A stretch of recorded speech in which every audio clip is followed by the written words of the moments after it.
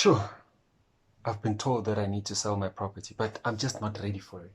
There's so many factors that one needs to consider when selling your property. This is a draining process. It's an emotional roller coaster from just the day you decide to sell until you let go of it. It's not easy letting go of your keys. Make sure that you tune in to actually see what we are going to be talking about. Selling my property, the best idea or not? Hey there! Hello, everybody. You are tuned into Shinong World. This is the fourth week whereby we've been posting property content consistently. Man, we made sure that from Monday to Friday we're actually posting property content. Then on Saturday we actually have a live with you. If you haven't actually checked the live, please make sure that you go to our Instagram page and you check out the live, man. Last week's live was actually epic. So on Saturdays we're doing lives, and then on Sundays was our rest day. So today we're talking about selling your property. This is an interesting topic whereby a lot of people don't even want to speak about. It's easier to speak about buying properties rather than selling properties. Why would you say so, Lim? So now the reason why it's actually hard speaking about property pricing or actually selling a property is because it's an emotional thing. You've had this property for so long. Yeah. It's one of the longest assets that you've actually kept. And now that you have to sell it, the memories that you actually have created in this property, what it actually reminds you or what it actually resembles. So now some people would say that I bought my first property, you're renting it out. However, you can see that it doesn't make business sense. However, you still keep on renting it out because you don't want to sell it. Why don't you want to sell it? Because it was your first property. Yeah, I mean, I'd actually like to put on record, there's a conversation that we once had with an estate agent, and then she was like, I regret selling the property that I owned 20 years ago because the price did double in value. So comparing the property when she sold it versus what's happening now is that it doubled. So she was like, she could have held on to it and then she would have made real money. But now I truly feel that that was not really the question, because once you sell the property, the question will be, what do you do with the money? Because if I'm going to be getting the money off, I'm getting the credit again, and then I'll be able to actually maximize on what I have. Then I've got two properties, or I know that I went into a better deal, and then I'll not be crying. But now if I do take the money, and then all of a sudden you guys see me on Instagram trending in islands, it's not a problem though, going to some island. However, now if I'll be doing that and then after 20 years I'll be crying again saying that I should have not sold my property, it shows that the problem was the decision making rather than the pricing.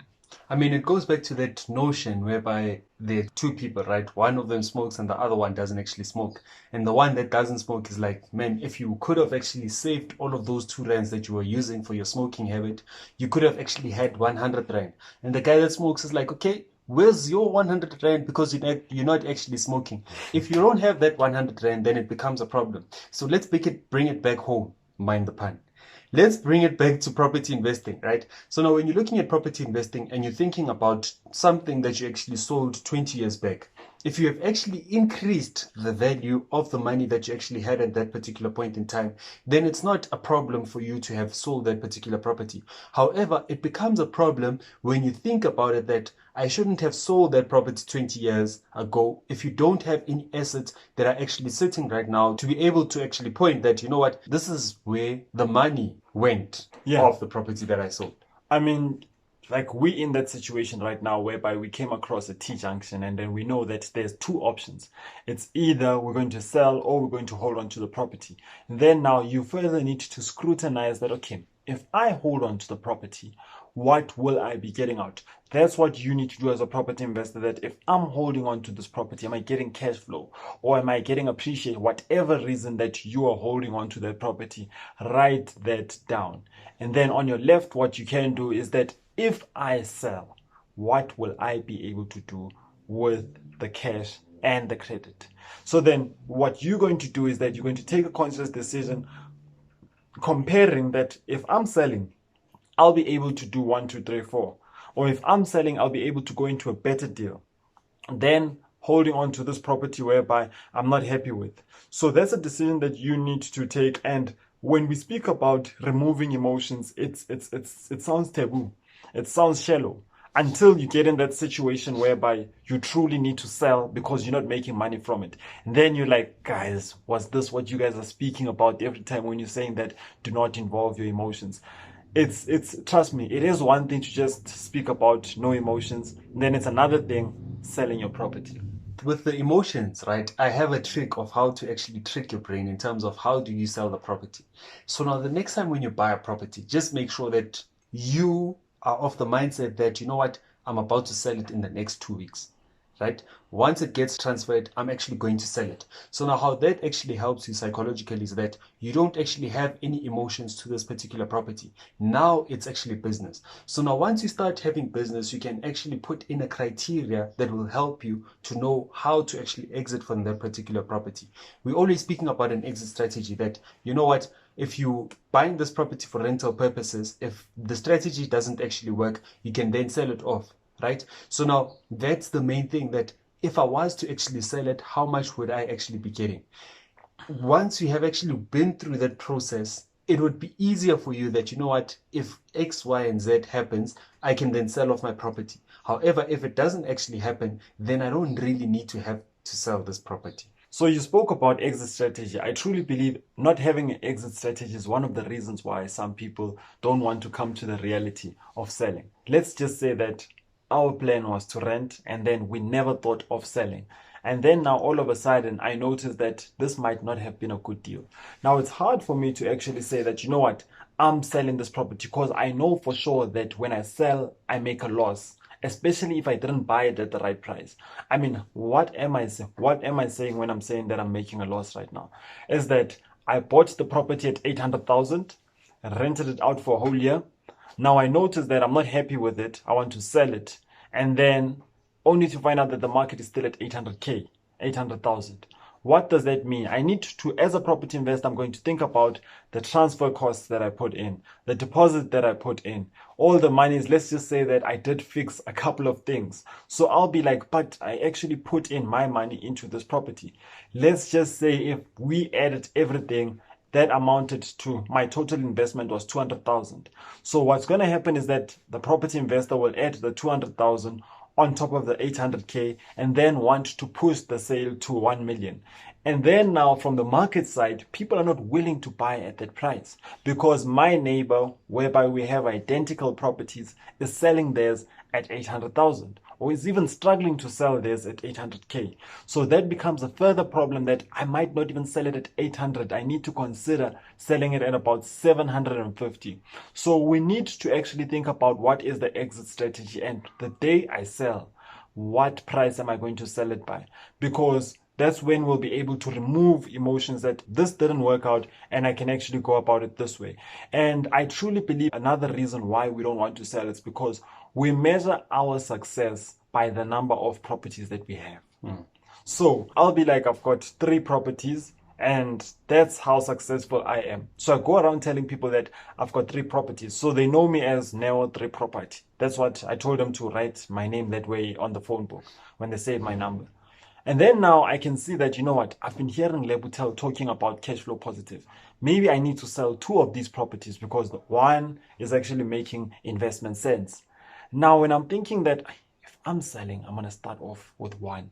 What is the community going to say? But at the end of the day, let's be honest. It's not about what the community has to say. It's about what the bank has to say. It's about what credit has to say. So we really need to be careful about how we measure our success when it comes to property investing. Yeah. So now let's look at the 3 key players when looking at selling your property, right? The first person is going to be your estate agent. The second person is actually going to be you as the seller. And the third person is going to be the market, who's actually going to be buying the property. We'll elaborate more during the week on the estate agent. So now when you're looking at yourself, there are certain elements that you actually need to consider. Things such as your pricing. Are you actually pricing this property at the right price? When you're looking at, is the property actually neat? Make sure that you're actually cleaning your property before you actually put it on the market, because something like cleaning a property, I remember there was a property that we actually went to view and it was considered distressed. However, the only problem was that it just needed to be cleaned, right? So just make sure that you actually clean your property before you actually put it on the market. And then the last role player is the market itself. So the people that are actually going to come and buy the property from you.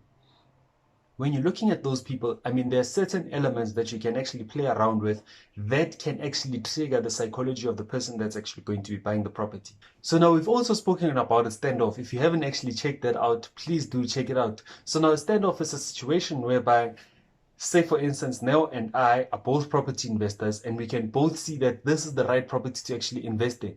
So what would happen then is that Neo would actually tell the estate agent before he actually comes that he's actually interested. And I will also tell the estate agent that I'm also interested.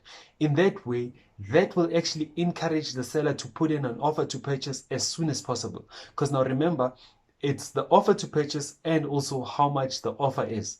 If I'm thinking that, you know what, I'm the only person that's going to be buying the property here, I'm actually going to be putting this price at its lowest, right? The lowest that I can actually go. However, if I know that Neo is my competitor and I also want to buy this property, I'm going to actually be reasonable in terms of how much do I actually put in terms of my offer. So now those are something that you can actually use as a seller, that you know what, if I actually bring on someone to come through and actually view that property with someone else, in that way, this person will actually be tempted to put an offer as soon as possible. So that's it about selling your property. We're not saying sell your property after 2 months or after every year. Just take a calculated risk when it comes to selling your property. Because to be honest, emotions are all over the place when it comes to selling. From just deciding that should I sell, and then from putting it on the market, negotiating with clients, and even when the money does come in, it's not as easy as I sold my property, I've got 800,000. It's that thing of I sold my property, I've got X amount, what am I going to do with X amount? And if I'm not emotionally fit about what am I going to do with that property, I will be crying saying that I shouldn't have sold my property. Don't be that person. No more. Signing out.